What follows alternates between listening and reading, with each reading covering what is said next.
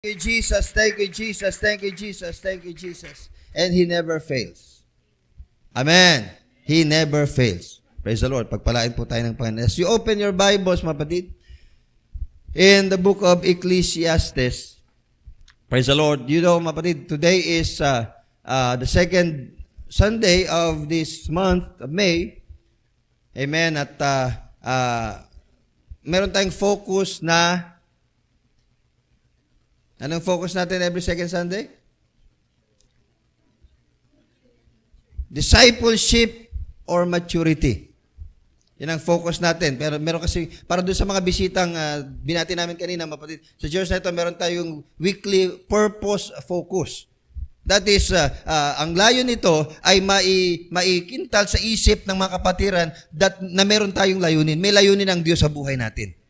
Amen. And we must function accordingly. Ayon sa atin pong layunin, mga kapatid. Amen. At ang focus natin for today is discipleship. We must be matured enough to fully understand kung ano po ang nangyayari sa mundo ngayon at kung anong dapat mangyari sa atin pong buhay. Amen. And with that, mga kapatid, let's read yung last chapter and verse 13. Chapter 12, Ecclesiastes chapter 12, mga kapatid, verse 13 and last verses, mga kapatid, ng talatang ito. This is written by the preacher or King Solomon. Let us hear the conclusion of the whole matter. Fear God and keep His commandments. Again, let us hear the conclusion of the whole matter. Amen. What is that? Fear God. Matakot sa Diyos and keep His commandments. Why? For this is the whole duty of man. Ito yung talagang gampanin ng tao. Holy. Why? For God shall bring every work into judgment with every secret thing, whether it be good or whether it be evil. Praise the Lord. Napakarami nating pwedeng pag-usapan sa panahong ito, makaganapan, iba't ibang mga nangyayari sa atin pong panahon, mga kapatid. Iba't ibang mga sitwasyon sa buong mundo, ang daming bagay na dapat nating bigyang pansin, mga kapatid. But let us first hear the conclusion of the whole matter. Listen, every beginning has its proper ending. Again, let me tell you that. Every beginning has its proper ending. There is always a conclusion or a last part of something. Laging may dulo. Kung may pasimula, may wakas. Amen. Lahat yan. Lahat yan. Let me tell you that your life, mga kapatid, is eternally significant. Napakahalaga ng buhay mo. The Lord created man in His image. Amen. And so therefore, your life, our lives, mga kapatid, has an eternal significance. Kasi bakit? Hindi lang po tayo nabubuhay sa mundong ito. Yung tunay na ikaw, yun ang mabubuhay pang walang hanggan. The problem is, sinabi ko sa Bible study nung kalipas na araw sa Malibay, mga kapatid, dito sa may Marikaban, Bible study namin, home Bible study, sabi nga, ang buhay natin, mga kapatid, hindi natin hawak. Meron tayong eternal na buhay at dalawa lamang ang pupuntahan yan. Sa either heaven or hell. You choose. But your life is eternally significant. So let's try to start with the end in mind. Solomon did that. Yan ang ginawa ni King Solomon. Specify ko mamaya, mapatid. Yan ang ginawa ni King Solomon. He started that book of Ecclesiastes with that end in mind. Amen. It is something that ang isang matalinong tao or marunong na tao ay dapat pong ginagawa. Amen. Magsimula po tayo, mamuhay tayo ngayon na ang nasa isip natin yung dulo. Anong pwedeng mangyari sa dulo pag nagpatuloy ako sa gantong buhay? Let's pray. Lord Jesus, today speak to us plainly and openly, Lord God. We pray, Lord Jesus, to you today, have thine on your own way, Panginoon. Hayaan mo po ang iyong banal na kalooban ay maganap sa aming kalagitnaan, Panginoon. Speak to us through this preacher, Lord God, today, Panginoon. Hallelujah. Let the words of the Lord proceed out of my mouth, Lord God. Let the words of the Lord, Panginoon, hallelujah, enter into the hearts, Panginoon, and the minds of the people, Panginoon, here. At ikaw, Diyos, ang siyang, Panginoon, malugod sa amin pong gagawing pananambahan at pagpupuri sa iyo, Panginoon, at maging sa amin pong pagkikinig na ipong masalita na inihanda para sa amin ngayong araw na ito, Diyos. Purihin ka, encourage us, O Lord God, today, and strengthen your people. Bless your servant, Panginoon. You know, I am nothing and I can do nothing without you. Kaya takin pong dalangin, take control, Lord God. In the name of Jesus Christ, we pray and we'll give you back all the praises and glory in the name of our Lord and Savior, Jesus Christ. And everybody said, Amen. Let's worship the Lord. Let's ituloy natin yung palakpak na yan sa Panginoon, mapatid. Hallelujah! Praise the Lord. With that clause, mapatid, amen, sentence, let me preach on this subject, the conclusion of the whole matter. Let's hear the conclusion of the whole matter. This is understanding the whole duty of man. Pagpalain po tayo ng Panginoon. You may be seated. As you sit down, mapatid, I know na narinig nyo na yung kasabihan, kung kasabihan man ito, yung tinatawag kaunawaan, mapatid, o kasabihan nga, na ang pagsisisi ay nasa huli. Narinig nyo na yun? Sino rito ang may karanasan na dahilan sa ginawa mo, nagsisi ka? Sana hindi ko na lang ginawa yun. Bakit? Hindi mo naman alam kung anong pwedeng mangyari agad sa dulo. Or, pinagpala ka dahilan sa decision mo ngayon. Pagdating ng dulo, blessing pala yung katapat doon. Amen. Ilan dito may ganyang karanasan na? Alam ko meron ganyan kayong karanasan. Kaya nga, nagpapasalamat kayo sa Panginoon kasi bakit? Minsan, nagdesisyon kayong buksan ang isip ninyo at puso ninyo sa Word of God. Anong nangyari? Niligtas kayo ng Panginoon at kabilang na kayo ngayon, amen, sa mga anak ng Panginoon na nabubuhay sa mundong ito. Everybody said, praise the Lord. Amen. The Bible tells us, mapatid, hallelujah, your life, physically and spiritually, is eternally significant. Sabi po ni Albert Camus, okay, I therefore conclude that the meaning of life is the most urgent of questions. I therefore conclude, yan sana gagawin ko title na muna. I therefore conclude, just to catch your attention. But, amen. So, I therefore conclude, sabi niya, that the meaning of life, your life has meanings. Alam niyo ba yan? Meron pong kahulugan ang buhay mo. Gaano man iisip na ganito ka lang, di ka nagtapos, ganito, mahirap ka lang. No, may meaning pa rin ang buhay mo. May kabuluhan ang buhay mo, mapatid. Sabi mo, may kabuluhan ang buhay mo. Masaya ako pag nakikita kita nagpupuri ka. Masaya ako pag nakikita kitang napupuspos ng Holy Ghost. Masaya ako kapag nakikita kita sa church. Amen. And I'm being encouraged. Praise the Lord. Now, ang buhay mo kasi ay meron pong significance, kahalagahan, mapatid, physically or spiritually. May kahalagaan ang buhay ninyo. Mapatid, ang mundong ito, mapatid, ay hindi sasabihin sa iyo. Hindi yan sasabihin sa iyo ng mundo, only God can do that. Diyos lang. Mapatid, kasi ang mundong ito is it can either build you up or tear you down. Yan ang gagawin ng mundo. It's either itaas ka o ibagsak ka. Ganyan ang gawa ng mundo, mapatid. Kaya kung atin pong titignan ng spiritual na katotohanan ng buhay, mapatid ko, dapat po nating maunawaan, na ang layunin ng Diyos ang dapat po nating isinasakatuparan sa atin pong buhay. Amen. Hindi po aksidente na nandito po tayo ngayong araw na ito. Hindi aksidente nandito ka sa church ng Panginoon ngayong panahon ito. Pinasya ng Panginoon. Itinakda yan ng Panginoon. Niloob yan ng Panginoon na ikaw ay iligtas at gawing kagamit-gamit sa kanyang gawain sa panahong ito. Amen. Praise the Lord. Now, every moment of your life, lahat ng panahon sa buhay mo, Lahat ng emosyon na ating nararamdaman, kasayahan man yan o kalungkutan man yan, every joy that you feel, every pain, yung mga sakit, mga kapatid, every trial, every error, mga kapatid, every sin, amen, lahat ng kasalanan, lahat ng kalumbayan, every start, pagpapasimula at pagtitigil, mga kapatid, lahat ng ginagawa nating pang pagkilos, mga kapatid, malaki man yan o maliit man yan, mga kapatid, it all has meanings. May kabuluhan yan. Meron pong tinatawag na nakadahilanan kung bakit yan ang nangyari. That's why Paul said, I know, all these things will work together for my good. Masaya man yan ang nangyari, praise the Lord. Jesus, you are good. Malungkot man yan, hindi maunawanan, praise the Lord. You know best, Lord. Amen. May answered prayer ka. Sino masaya pag may answered prayer?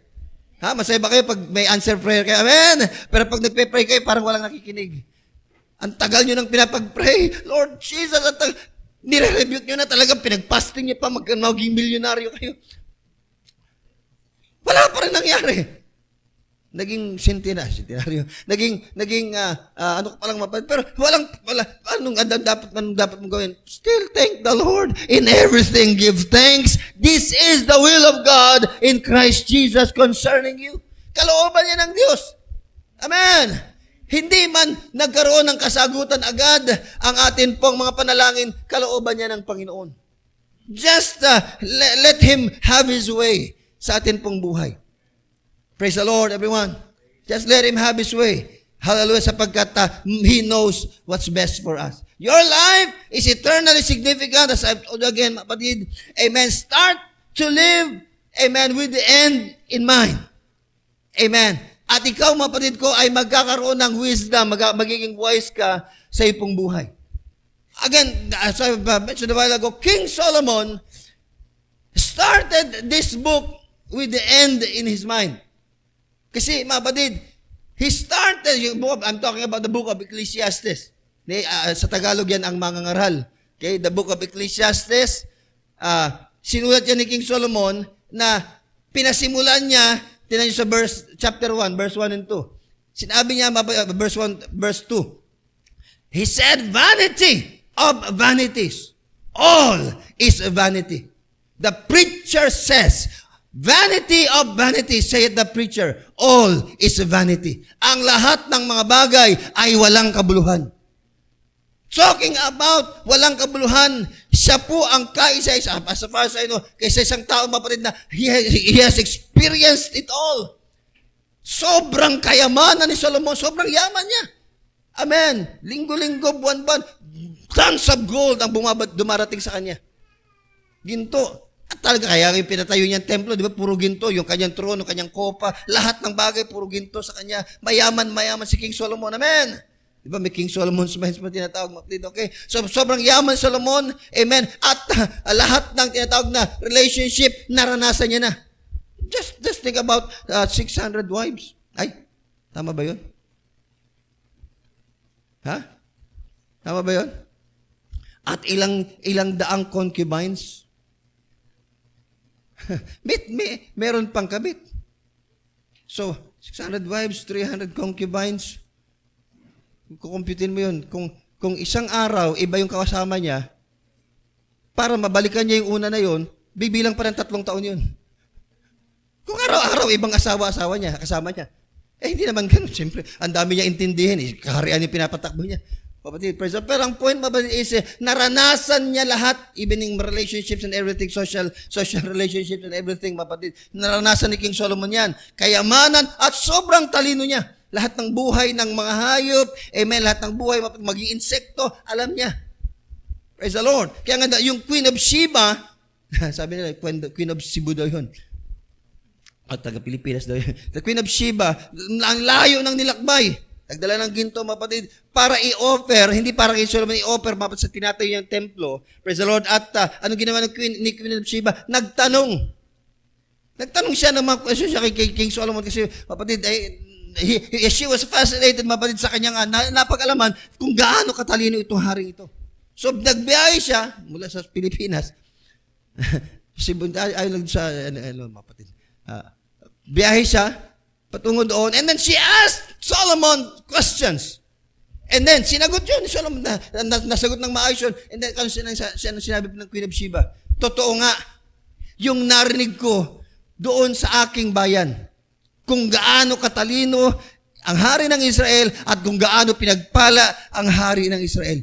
Pero, sabi niya, kalahati lang pala yung narinig ko. Ngayong nakita ko na ang katotohanan at mismong narinig ko mula sa bibig mo, kalahati lang pala yung narinig ko. Kasi doon sa bayan ko, hindi na ako makapaniwala sa sobrang ganda ng kwento sa iyo. Hindi na ako makapaniwala sa sobrang ganda, sobrang talino mo raw. Hindi ako makapaniwala. Pero yung pala, kalahati pa lang pala yung sinabi sa akin. Hindi pa totoo. So meaning, ganun talaga ka-blessed si Solomon. In his wisdom, in his might, in his riches, in everything that he has, he was blessed by the Lord. Everybody said, praise the Lord. Everybody said, praise the Lord. But look at this man. The young man, if I may say it, mapatid. Sabi niya, mapatid, vanity of vanities. All is vanity. He has the right to say it. Kasi naranasan niya na lahat eh. Paano mo maranasan? Walang kwenta yung iPhone 15 na yan. Wala, ganda lang yan. Kung hindi mo pa naman naranasan, paano masasabi yan? Kasi alam ko yan, madaling maunawaan eh. Walang kwenta yung ganitong, hindi magandang pumunta dyan sa ano nga yan? Hindi sa Sky Garden na yan. Kung hindi ka pa nakarating. Tama ba sinasabi ko? Hindi maganda makapamarating sa mall. Malaki ba? Kung hindi ka pa nakarating. Pero, ang point is, Solomon experienced it all. Therefore, he has the right to say it. At anong sabi niya? Walang kabuluhan ng walang kabuluhan. Ang lahat ng mga bagay, walang kabuluhan. Amen. Inulit niya. First part pa lang ng Book of Ecclesiastes, pagdating ng chapter 12, inulit niya uli yun. Walang vanity of vanities, said the preacher, all is vanity. Why? Kasi he has experienced it eh. Naranasan niya na. Praise the Lord. At ngayon, anong sinabi niya? Hallelujah. Anong sinabi niya? Kasi he has the end in mind. So, his words, he lived with this understanding. Now, all has been heard. Kaya sinabi sa chapter 2, sa dulo na. Praise the Lord. Now, all has been heard. Hear it. Pakinggan ninyo. Therefore, the conclusion of the whole matter. With that, speak, mapatid, of that person who has experienced it all at saying, mapatid, pakinggan na ninyo ang lahat ng bagay. Naranasan ko na yan, ito ang katotohanan. Is that true? Amen? Naranasan ko na yan. Gusto niyang sobrang eman, gusto niyang sobrang kalayawan, gusto niyang ganito, gusto niyang ganyan. Naranasan ko na yan, kapatid. Brother, sister, naranasan ko na yan. Dinggin mo, hear the conclusion of the whole matter. Fear God and keep His commandments. Naranasan ko na lahat yan. Itong dapat mong gawin. Matakot ka sa Diyos at sumunod ka sa lahat ng Kanyang utos. Ito ang conclusion ng lahat ng bagay. Sapagkat, mapatid, ang Diyos, dadalhin niya sa kahatulan ang lahat ng tao, lahat ng ginawa natin, maging mabuti man o masama ito, dadalhin ng lahat yan. Ng Diyos yan lahat. Sa kahatulan. Everybody said, praise the Lord.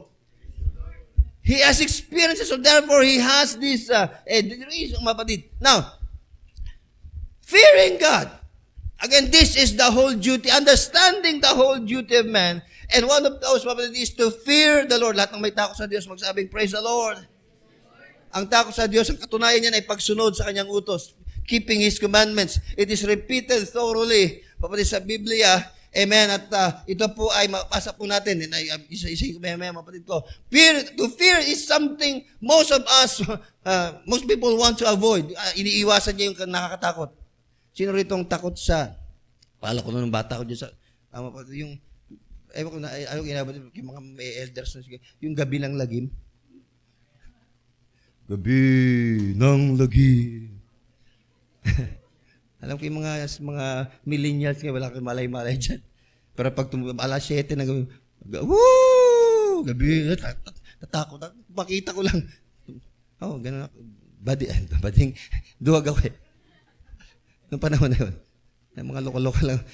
Kahit itong tsuhin ko, mapatid, pag gano'n na, isang araw, binuhat ako, hinarap ako sa TV.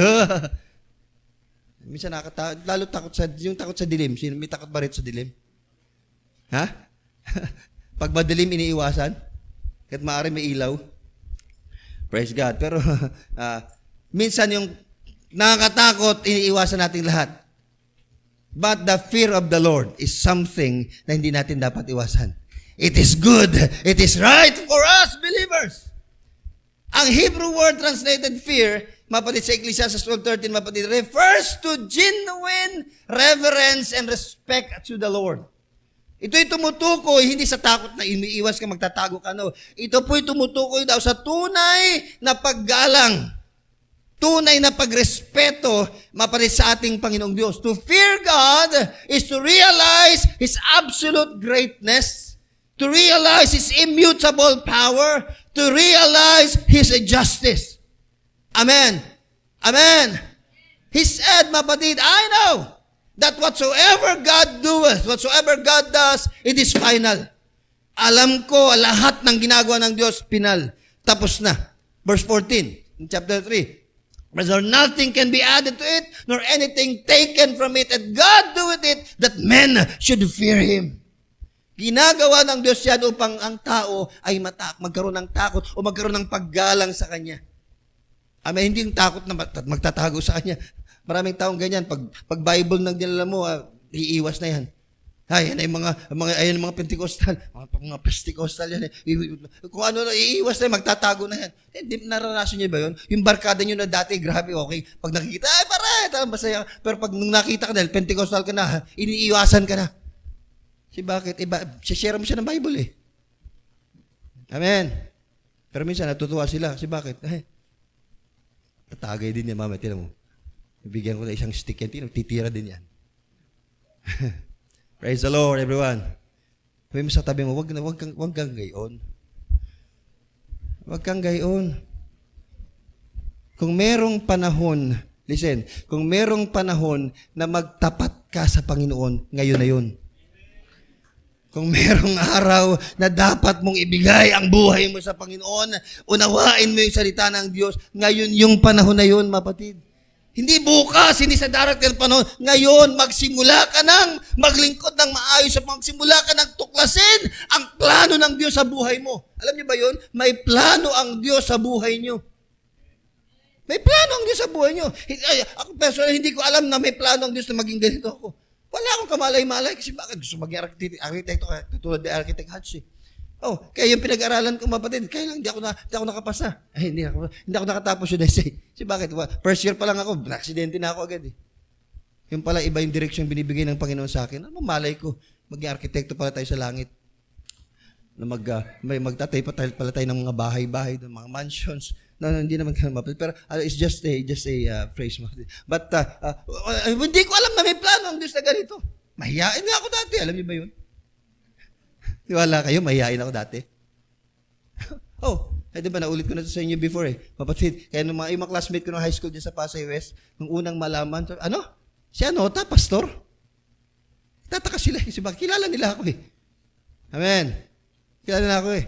Pero ngayon, dati, pag sasama kami, talagang gala-gala. Pero ngayon, halos iba na eh. Okay, hindi na matagal dyan. The point, mapatid, is, may plano ang Diyos sa buhay mo. Tuklasin mo yung plano ng Diyos sa buhay mo. Alamin mo yung plano ng Diyos sa buhay mo kasi bakit? Sayang kung hindi mangyayari yan. Amen. Sino sa inyo nang hinayang may ganyang function pala yung hawak mong cellphone, hindi mo alam. Nung malaman mo, sira na cellphone mo, kaya na-snatch na yung cellphone mo, o kaya nawala na.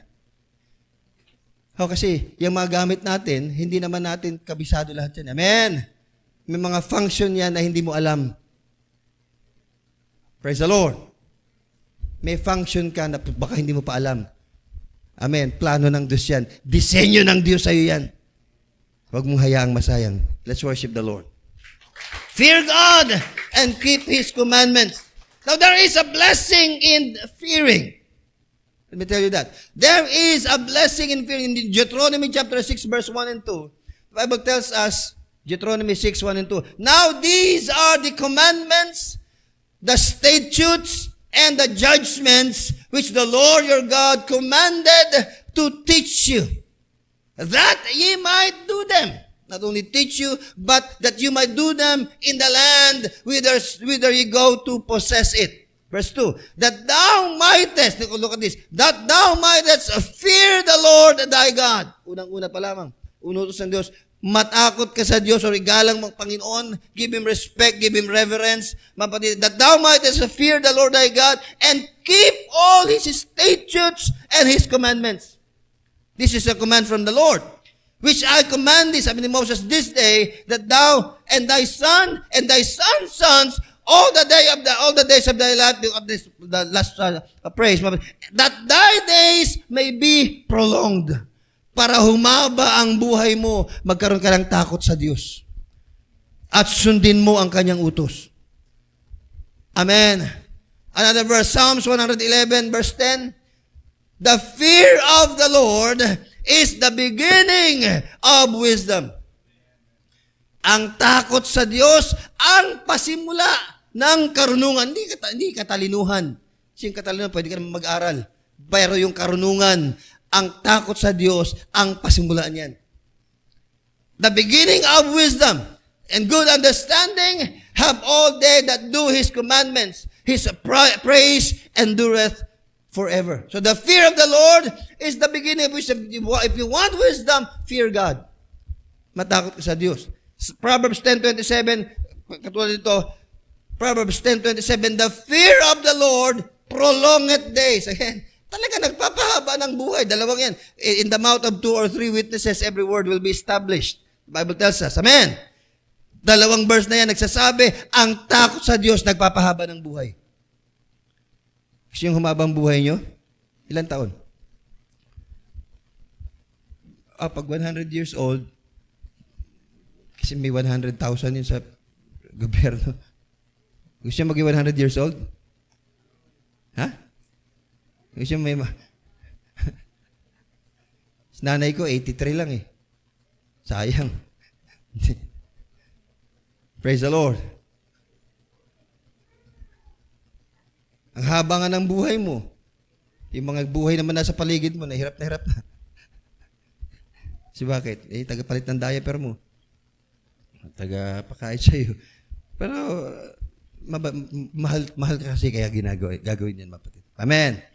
Proverbs 14:26. Hindi na ako In the fear of the Lord is strong confidence. Kaya I told you, mapatid, there is blessing in fearing. Nilagyan ko lang ng rhyme, mapatid. There is blessing in fearing, the fear of the Lord. In the fear of the Lord, there is strong confidence, and in His children shall have a place of refuge. Amen. There is a place of refuge to someone who has the fear of God in his heart. Those who fear God naturally, of course, would want to obey Him and keep His commandments. And that is rightful. Yun pong may takot sa Diyos, natural, gugustuhin sumunod sa Kanya. Takot nga eh. Paano mo papatunayang may takot ka sa Diyos, di ka naman sumusunod sa Panginoon. Amen. Jesus said, if you love me, keep my commandments. Kung talagang mahal niyo ako, sundin niyo ang aking mga utos. Praise the Lord. Keep my commandments. Yan ang payo ng Panginoon. Kasi nais ng Panginoon, pagpalain po tayong lahat. Paki-open ngayon Jeremiah 29:11. So I think I have quoted it kanina. Jeremiah 29:11. For I know the thoughts that I think towards you, says the Lord, thoughts of peace and not evil. To give you an expected end. Alam ko ang isip na iniisip ko sa inyo. Isip ng kapayapaan at hindi kasamaan. Para bigyan kayo ng magandang dulo. Bigyan kayo ng magandang wakas. Ang gandang pagwawakas kaya yun, mapatid, na pagtunog ng trumpeta ng Panginoon, isa ka sa aakyat. Isa ka sa sasalubong sa Panginoon sa rapture. Ang gandang wakas nun, di ba? Ang gandang wakas nun, mapatid ko, na praise the Lord, sasalubong ka tayo sa atin pong dakilang Panginoon doon sa langit. Amen. Pagkuha niya, di ba? The Bible tells us, mapatid, at the last trump, at the sound of the trumpet, the last trump, mapatid, the dead in Christ first will rise first, then we which are alive and remain will be caught up together with them in the clouds to meet the Lord in the air. So shall we ever be with the Lord. Praise the Lord, everyone. Amen. Napakagandang dulo niyan. Napakagandang wakas niyan. Amen. Hallelujah. At hindi magandang wakas, mapatid ko, yung katulad ng nangyari kay Judas. Kasi 3.5 years siyang kasama ng Panginoong Yesus. Amen, naglingkod siya, naging tax collector, naging treasurer siya ng mga alagad. Siya yung kumahawak ng kaban. Okay, kami sa tinidyo, so sobrang, ano ni Judas, mapatid, nung meron pong, di ba, may naglagay ng pabango sa paa ng Panginoon, tapos pinunasan niya ng buhok niya, sobrang costly, sobrang mahal ng pabango na yun. Ano sabi ni Judas? Ano ba yun? Sayang yan. Sana pinamigay, binenta na lang at pinamigay sa mahirap. Parang ganda, no? Parang politiko talaga, no? Pinamigay na lang sa mahirap. Tumulong na lang tayo sa mahirap. Parang gano'n. Bakit yung mga politiko ngayon ganyan eh? Okay, sinabi, ano ba sayang yan? Parang sabi ng Panginoon sa kanya, mapatid, ginawa yan ng babaeng yan, amen, para sa aking kamatayan. In my end, sa crucifixion. Kasi, at sabi ng Panginoon, kahit saan ipapangara ang salita ng Panginoon, siguradong babanggitin din ang ginawa ng babaeng yan. Yun ang blessing ng Panginoon doon sa ginawa ng babaeng. Si That is Mary. Praise the Lord. Costly, sobrang mahal ng pabango na yon. Tinapon niya lang sa paa ni Jesus kasi pinunasan niya ng kanyang buhok. That is how she reverenced the Lord. Ganun niya ginagalang at ganun siya mayroong takot sa Panginoong Diyos. Hallelujah. Amen. Praise the Lord. It has cost her everything that she has by that time. Hindi basta yung pera na yun, hindi basta yung halaga na yun. Inipon niya, binili niya ng mamahaling pabango para lamang po itapon, kumbaga, para lamang po ipanglinis, kumbaga, ng paa ng Panginoong Yesus. Can you do that? Can we do that, mapatid? Amen, that it may cost us a lot, and then, but malaya po natin ginagawa ito. Bakit? Para sa Panginoon to eh. Bibigay ko to para sa Panginoon to eh. Hindi naman para sa akin lang, hindi naman para kay pastor to, para kay Jesus ko to ibinibigay. Bahala ang Panginoon dito. Basta't ang alam puso ko, Panginoon, ang niluluwalhati ko, sa Panginoon ko binibigay ang lahat ng bagay nito. Everybody said, praise the Lord. Now, hallelujah. Jesus said that when we keep His commandments, we prove that we love Him. 14:15 of the book of John tells us, and verse 21 and 23, open ng bilis. Sabi ko, ano lang itong message nito. If you love me, Jesus said, keep my commandments. Lahat ng magmamahal sa Panginoon, magsabing, praise the Lord. Keep my commandments, Jesus said. Ang dami pong commandments na pwede nating talakayin dito. Pero, amen, pinapaunawa lamang po sa atin yan, na atin pong Panginoon. Praise the Lord. Verse 21 and verse 23, 24. He that hath my commandments and keepeth them, he is it that love me. Ako titigin. He that hath my commandments and keepeth them, he it is that loveth me, and he that loveth me shall be loved of my Father. Look at that. Siyang nagmamahal sa akin, mamahalin din, iibigin din ng aking Ama, and I will love Him, and I will manifest myself to Him. Sino? Yung mga sumusunod sa aking utos. Diba? Bakit sinusunod? Kasi mahal ako. Next verse, 23. Jesus answered and said unto him, if a man love me, he will keep my words, and my Father will love him, and we will come to him and make our abode with him. Dito na kami sa kanya. Hallelujah. Palakpakan muna natin ang Panginoon. May mga verses pa rito. But if we fear God and keep His commandments, we've tapped into through wisdom. Sige, pasok ka na. Tuloy. Kung mahal natin ang Diyos, amen, at sinusunod natin ang kanyang utos, we have tapped into true wisdom. Amen. That will guide us on the right path through life. Praise the Lord. Minsan, hindi tayo, misguided tayo ng mundo. Misguided po tayo, mapatid, we are being misdirected and misguided, mapatid, kasi lalo sa panahon ngayon, amen, masyado na po tayong, yung information, amen, ay talagang very much, talagang napakadaling abutin na ngayon. You have the world, amen, at your fingertips. Praise the Lord. Kahit anong klaseng cellphone yan, mapatid, you have the world. Kung may internet yan, you have the world at your hands. O, buong mundo. Pwede kang mag-tap. Kay Brother Google lang, mapatid, dami mo makikita. Praise the Lord ka. Ang dami pa, mapatid. So, nasa iyo ang mundo. sa panahon natin ngayon. Even informations, mapatid, that makapost dyan at naka-prepare dyan, mapatid ko, you have the capacity, amen, na ito po ay matuklasan at makita at mabasa. But we need to be guided. Why? Hindi lahat ng nakikita natin sa internet para sa atin. Hindi lahat ng nakikita natin sa Facebook o sa YouTube o kung ano na yan, Instagram, ano ba? Hindi lahat na nakikita natin sa social media, mabuti sa'yo. Sabi mo yan, hindi lahat yan mabuti sa'yo. Oh, hindi lahat yan mabuti sa'yo. Hindi porket maraming gumagawa niyan, okay lang. Hindi dahil maraming nagla-like dyan, maraming followers dyan, ganun din ang dapat mong gawin. No. Amen. If you love the world, the Bible tells us, Jesus said, mapatid, the love of the Father is not in you. If any man love not the world, kaya sabi ng Panginoon, love not the world. And this is the world. Hindi to cellphone, mapatid. But what is in here, mapatid, it represents the world, mapatid. But Jesus said, love not the world, neither the things that are in the world. Why? If any man loves the world, the love of the Father is not in him. For all that is in the world, sabi ni Jesus, for all that is in the world, what? The lust of the flesh, the lust of the eyes, dami natin nakikita rito, the lust of the eyes, and the pride of life, yung kayabangan. Ang dami kong followers, ang dami kong mga supporters, tumataas yung ego mo, tumataas yung ego. May mamomonetize na ako. Talaga. Wala namang masama doon, mapatid. Lalo na kung puro God ang pinopost mo dyan, that's good. Amen. I encourage you, continue doing that, mapatid. Pero wag pong hayaan ma-lift up yung puso natin at yung isipan natin, mapatid. Amen. Don't be lustful sa mga bagay na yan sapagkat, mapatid, baka mawala yung ating pag-ibig ng Panginoon sa atin. Praise the Lord, everyone. That's good. Kung ang pinopromote mo lagi sa internet, pinopromote mo, mapatid, sa social media, amen, yung kapurihan ng Panginoon, pagluwalhati ng Panginoon, kadakilaan ng Panginoon, yung kaligtasan inaalok ng Panginoon sa tao. That's good. Very, very good. Amen. Let's use everything that we can, amen, upang may broadcast, kumbaga, yung tinatawag na magandang balita ng Panginoon. Why? Ang mundo ngayon, puro masama ang balita.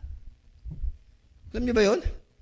Ang mundo ngayon, puro masamang balita. Kaya lang, possibly, ang mga tao is they are blinded with the facts. Mapatid, that the world is pushing, yung mga binibigay ng mundo sa kanila, nabubulag sila, yung kalang isipan, mapatid, ay hindi nila makita yung kalinawan, yung tinatawag na katotohanan ng mga nasa harapan nila.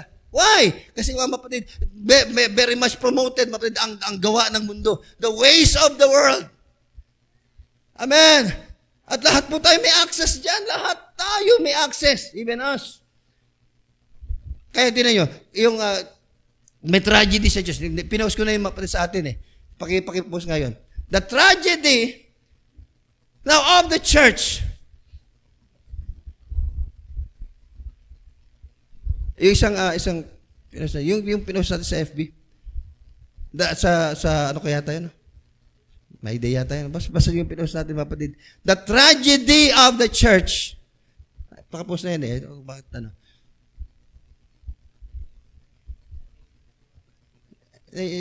Sige.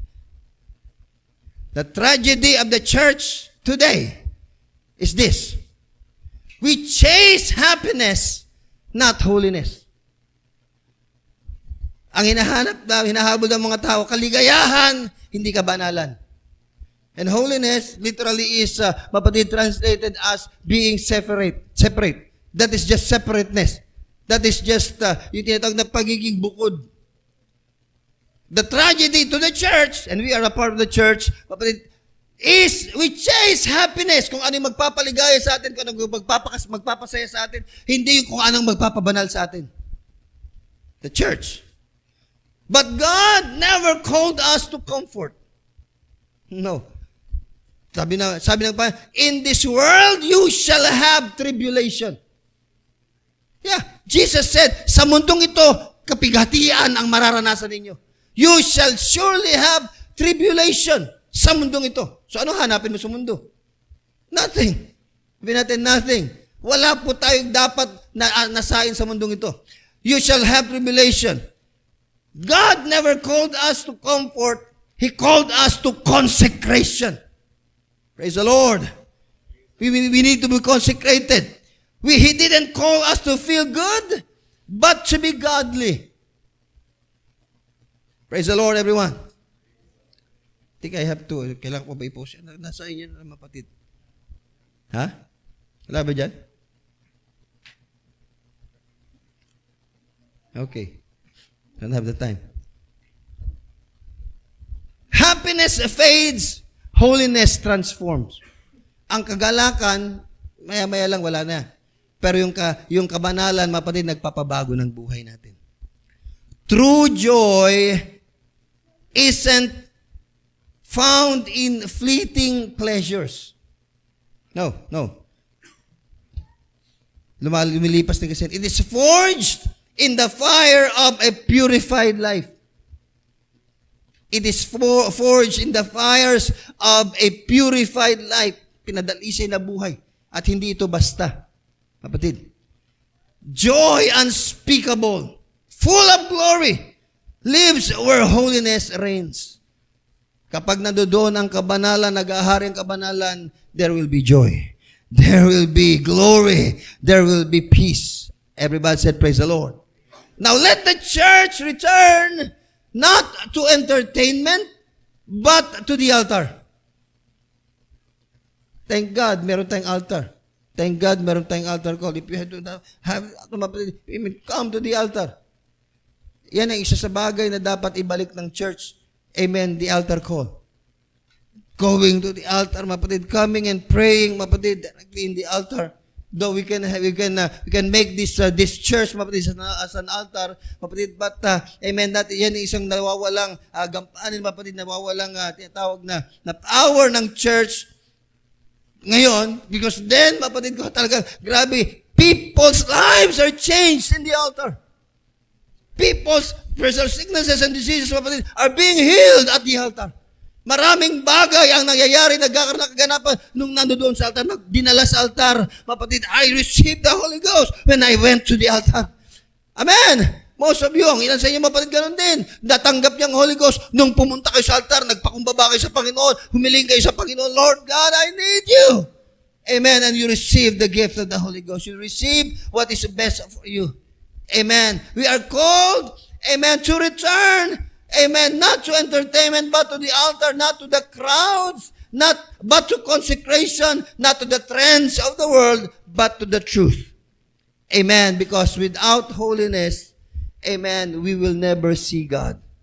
God is holy. And without holiness, amen, we will never see God. Let's worship the Lord, mapatid. As we all stand, praise the Lord. Hallelujah. Sige, tulingan mo natin yung pagsambahin sa Panginoon, mapatid. Come on, hallelujah. Praise the Lord, praise the Lord, praise the Lord, praise the Lord. Come on, let's worship.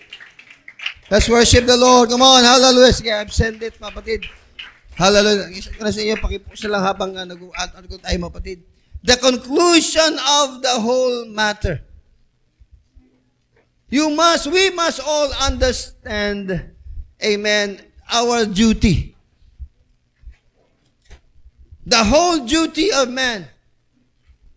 Amen. I just coined this, mapatid, is first, hearing, then, fearing.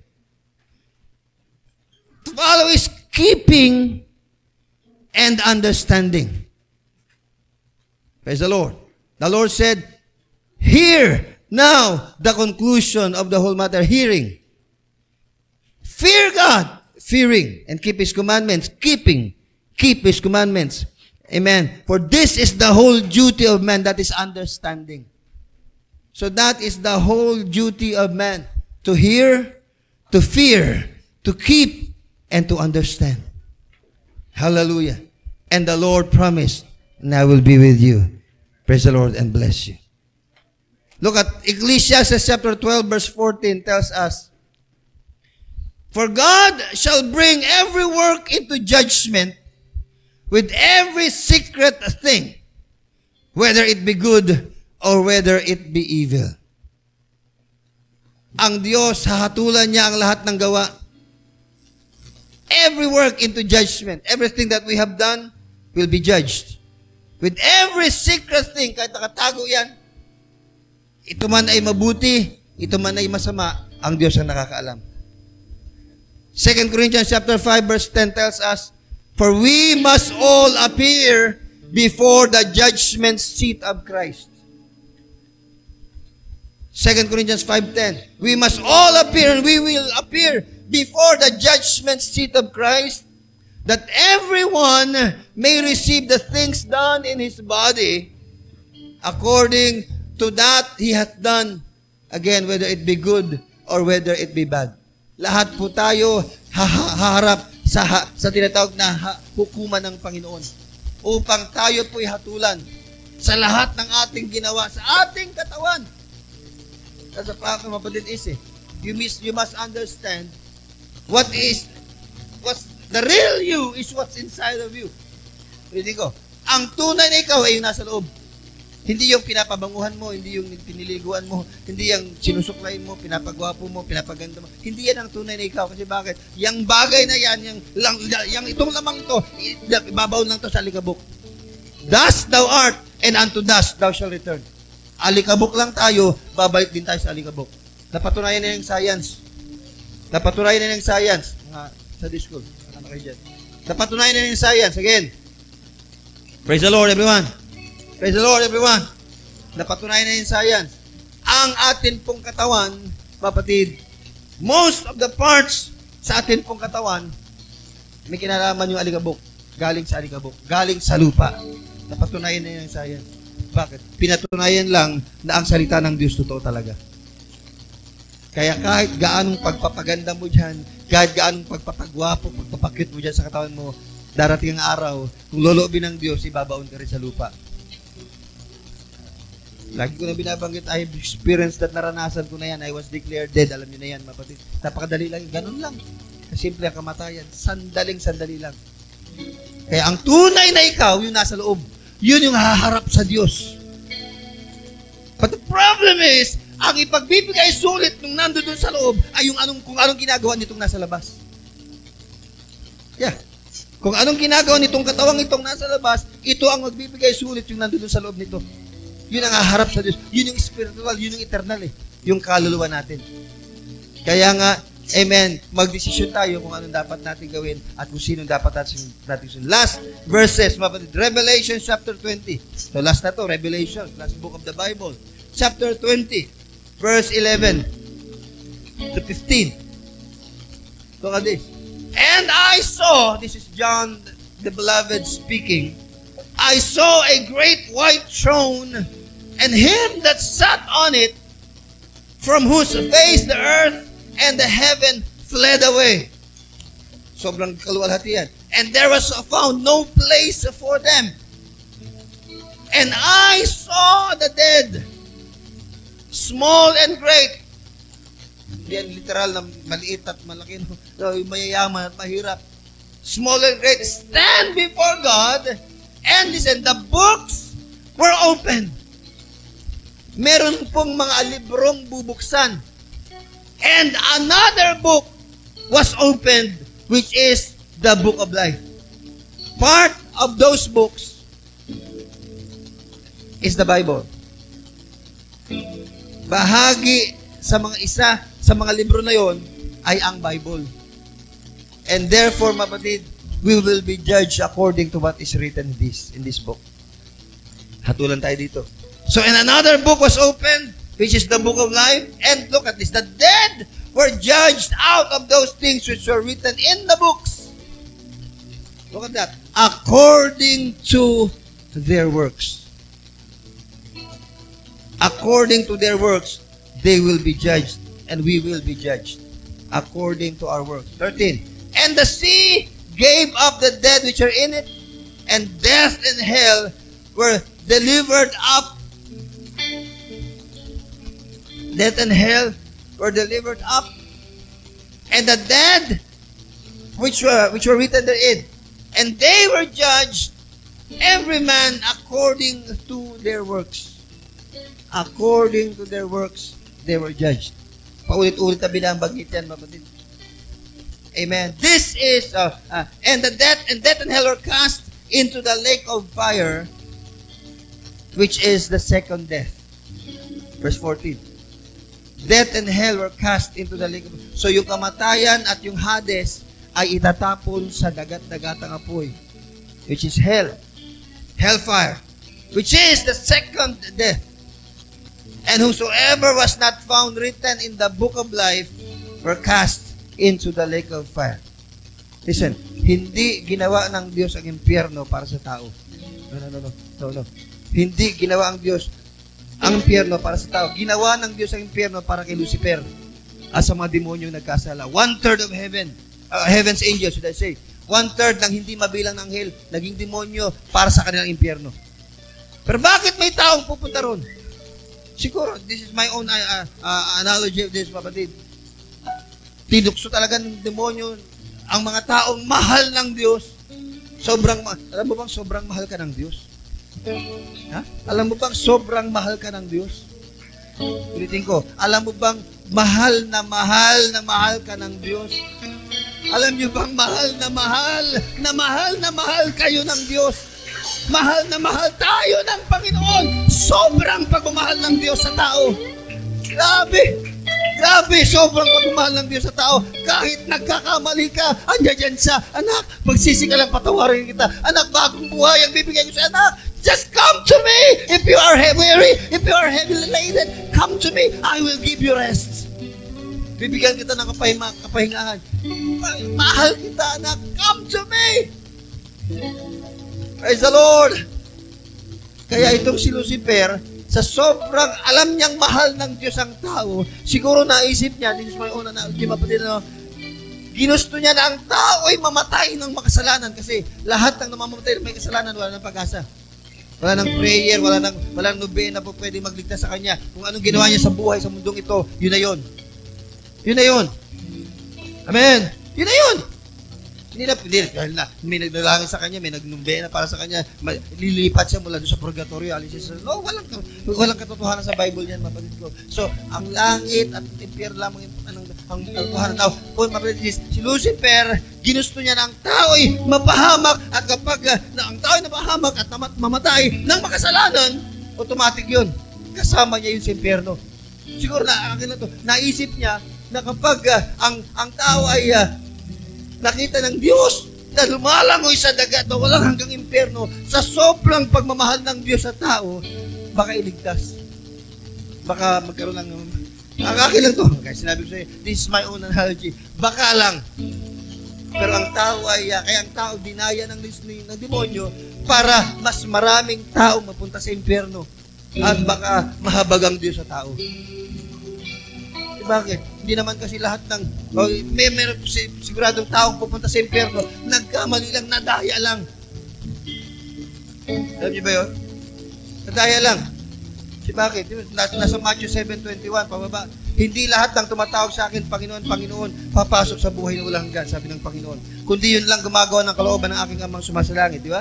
So may mga tao na nagsabi, Lord, di ba nagpalayas kami ng demonyo sa pangalan mo, nagpagaling kami ng may karamdaman sa pangalan mo, marami kami ginawang himala, mga activities na ginawa sa pangalan mo, Panginoon. Ginawa namin yun in your name.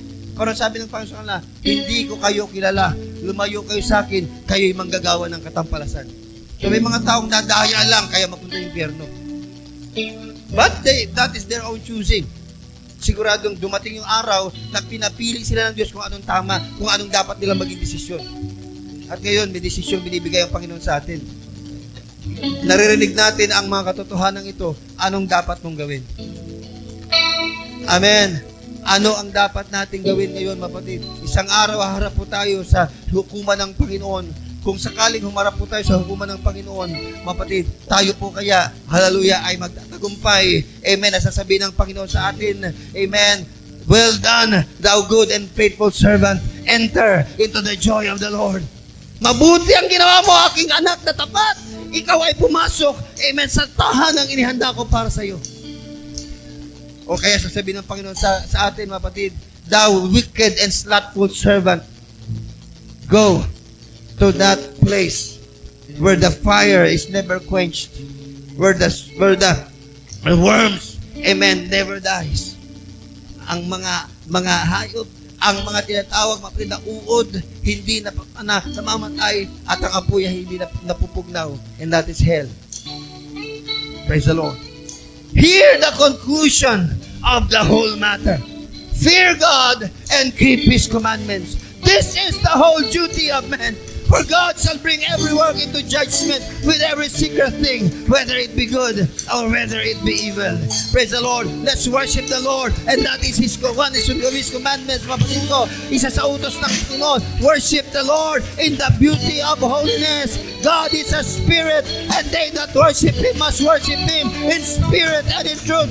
Be filled with the Holy Ghost. Be filled with the joy of the Lord. Be filled with the fire of God in your soul. Oh, hallelujah, hallelujah, hallelujah, hallelujah, hallelujah, hallelujah, hallelujah. Jesus loves you. Yes, Jesus loves you. Mahal ka ng Panginoon. Mahal mo ba ang Panginoon? Handa mong kalimutan ang iba para lamang sa Panginoon. Handa mong talikuran ang iyong mga maling gawa para lamang sa Panginoon.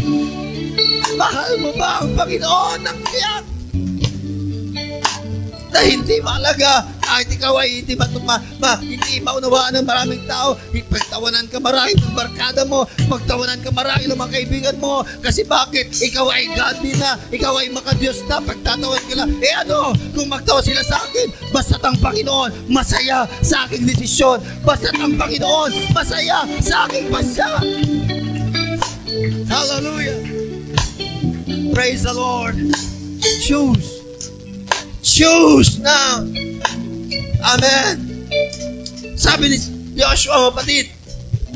Hallelujah. Praise God. Choose you this day whom you will serve. Whether the gods of the Amorites or the gods of the Egyptians or the God, amen, of those people around you that with you dwell. But as for me and my house, we will serve the Lord. Saga ng akin sa aking sambahayan, maglilingkod kami sa Panginoon sapagkat ito ang tama. Ito ang marapat kong gawin. Ang maglingkod sa Panginoon. Purihin ang pangalan ng Panginoon. Come on, hallelujah. Sambahin natin ang Diyos. Feel the presence of the Lord. Kung nararamdaman mo parang nagkukulang na, hallelujah, ito ang Holy Ghost na nasa iyo. It's time to be anointed again. Panahon na para damahin mo ngayon ang anointing ng Panginoon. Be anointed with the Holy Ghost today. Oh, hallelujah. Praise the Lord. Praise the Lord. Praise the Lord. Praise the Lord. Praise the Lord. Yes, Jesus loves me. Hallelujah. Hallelujah.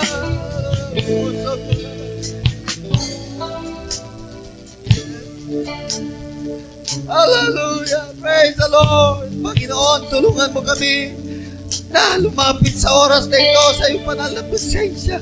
Salamat po sa iyong masalita. Salamat sa payo, Panginoon, na amin narinig ngayon. Salamat sa paalala, Panginoon, na amin pong narinig. Tulungan mo po kaming tanggapin ang katotohanan ito.